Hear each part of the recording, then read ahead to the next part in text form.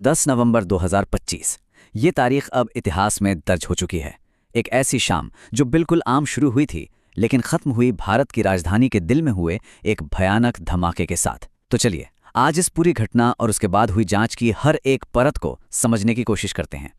तो हुआ क्या था, चलिए मिनट दर मिनट देखते हैं। शाम के 6:45 एक Hyundai i20 कार लाल किले के आसपास देखी जाती है। ठीक 7 मिनट बाद 6:52 पर यह कार मेट्रो गेट नंबर 1 के पास ट्रैफिक लाइट पर रुकती है। और फिर बस चंद सेकंड्स में सब कुछ बदल गया। एक जबरदस्त धमाका होता है जिससे पूरा इलाका दहल जाता है। और 6:55 पर पहली कॉल दिल्ली फायर सर्विसेज को जाती है। 7 बजे तक पुलिस और 7:15 तक एम्बुलेंस मौके पर पहुंच जाती हैं। इस धमाके की जो कीमत चुकानी पड़ी वो दिल दहला देने वाली थी। शुरुआती रिपोर्ट्स ने ही एक खौफनाक तस्वीर सामने रख दी थी। 13 लोगों की जान चली गई, एक ही पल में उनकी जिंदगियां खत्म हो गईं। ये सिर्फ एक नंबर नहीं है, ये इस त्रासदी की भयावहता को दिखाता है। और बात यहीं खत्म नहीं होती। जान गंवाने वालों के अलावा 20 से भी ज्यादा लोग घायल हुए, जिनमें से कई की हालत तो बहुत नाजुक थी। सबको फौरन लोकनायक जयप्रकाश अस्पताल ले जाया गया, जिससे इस हमले के विनाशकारी असर की एक और तस्वीर सामने आई। लेकिन जैसा कि हम कह रहे हैं, ये सिर्फ आंकड़े नहीं हैं। सोर्स मटेरियल से हमें इन पीड़ितों की जिंदगियों की एक झलक मिलती है। सोचिए, लोकेश अग्रवाल जो बस अपने परिवार से मिलने आए थे, या अशोक कुमार जो एक डीटीसी बस कंडक्टर थे, और जुम्मन मोहम्मद एक ई रिक्शा ड्राइवर जो अपने परिवार का पेट पालने के लिए मेहनत कर रहे थे। इनकी कहानियां ही हमें इस हिंसा की असली मानवीय कीमत की याद दिलाती हैं। तो जैसे ही शुरुआती अफरा तफरी थोड़ी थमी, सबके जहन में बस एक ही बड़ा सवाल गूंज रहा था, इस हमले के पीछे आखिर था कौन? जांच शुरू हो चुकी थी और जवाब खोजने का दबाव बढ़ता ही जा रहा था। जांच का जो पहला बड़ा सुराग हाथ लगा वो थी धमाके में इस्तेमाल की गई गाड़ी, यह Hyundai i20। लेकिन इसका मालिक कौन था, ये पता लगाना एक बहुत ही पेचीदा काम निकला। क्यों? क्योंकि ये गाड़ी कम से कम 4 अलग अलग लोगों के हाथों से गुजर चुकी थी। अब सबसे बड़ा सवाल ये था कि क्या ये कोई भयानक हादसा था या फिर एक सोची समझी आतंकवादी साजिश? और इसका जवाब भी बहुत जल्दी मिलने लगा। सरकार के उठाए गए कदमों से साफ इशारा मिल रहा था कि इसे एक सुनियोजित हमले की तरह ही देखा जा रहा है। दिल्ली पुलिस ने सख्त यूएपीए कानून के तहत एफआईआर दर्ज की। प्रधानमंत्री ने भूटान से ही इसे एक साजिश करार दिया। और सबसे बड़ा कदम, जांच का जिम्मा नेशनल इन्वेस्टिगेशन एजेंसी यानी एनआईए को सौंप दिया गया। अब यहां से कहानी में एक बहुत बड़ा मोड़ आता है। दिल्ली का यह धमाका कोई अकेली घटना नहीं थी। पता चला कि एक बहुत बड़े पुलिस ऑपरेशन से जुड़ा हुआ था, जो पहले से ही चल रहा था और जो एक बहुत बड़ी साजिश का पर्दाफाश करने वाला था। इस पूरी कड़ी को जोड़ने के लिए हमें थोड़ा पीछे जाना होगा।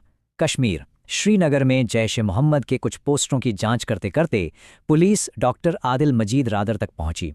उसे सहारनपुर से गिरफ्तार किया गया और उसके एक पुराने लॉकर से AK-47 भी मिली। और बस डॉक्टर आदिल से पूछताछ के बाद फरीदाबाद से डॉक्टर मुजम्मिल अहमद गनाई को हिरासत में ले लिया गया। और यहीं पर खतरे का असली पैमाना सामने आया। डॉक्टर मुजम्मिल के बयान पर पुलिस ने फरीदाबाद में एक घर पे छापा मारा और वहां जो मिला वो चौंकाने वाला था। 3000 किलोग्राम से ज्यादा संदिग्ध विस्फोटक। और सिर्फ विस्फोटक ही नहीं, वहां से walkie talkie, 20 timers, remote detonator, एक राइफल और एक पिस्तौल भी मिली। मतलब ये पूरा सामान इस बात की तरफ साफ साफ इशारा कर रहा था कि तैयारी किसी बहुत बड़े हमले की थी। तो अब सवाल ये है कि फरीदाबाद में चल रही इस साजिश का दिल्ली में हुए धमाके से क्या लेना देना है?